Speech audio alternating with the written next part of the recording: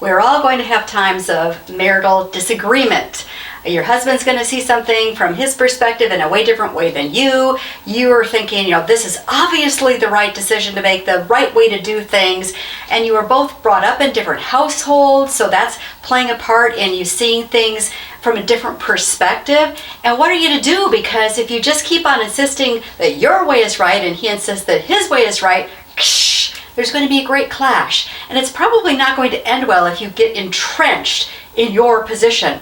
But what if you were to use a key strategy, something outlined in Philippians 2, verse 4, which says, look not only to your own interests, but also to the interests of others. What if you were to actually use that guiding Bible principle? I know you don't want to, but what if you were to just try this during the next time you and your husband disagree? And I'm not talking about a disagreement about something that's hugely sinful. Your husband says, let's gamble away all our money, let's look at pornography together. I'm not talking about that. I'm just talking about disagreements where you're seeing life differently, or you're just not in agreement about exactly how to parent or exactly how much time to spend with your in-laws or whatever the thing is, and you just have a disagreement.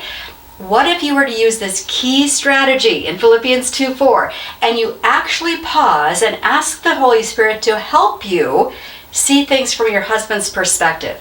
You might find that all of a sudden, as you sincerely ask the Holy Spirit to help you see through his lens, that maybe he's processing things through childhood wounds and he still hasn't even recovered from those wounds, or maybe that he is super stressed about something at work and that's playing a part in his decision making because there's such stress going on in a whole other arena of life. I don't know what the thing might be, but I can almost guarantee you that if you pause and ask the Holy Spirit, help me to see this from his perspective and to consider his values, his concerns, his interests, that your heart's going to soften a little bit. And from that position of just a softer, more compassionate heart, you're probably going to find it way easier to come to some kind of agreement that hopefully will represent the interests of you both. You guys are smart.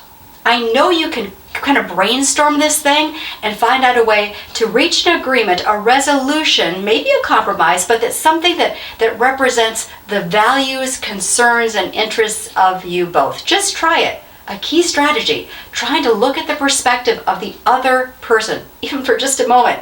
I know the Holy Spirit would love to answer that prayer.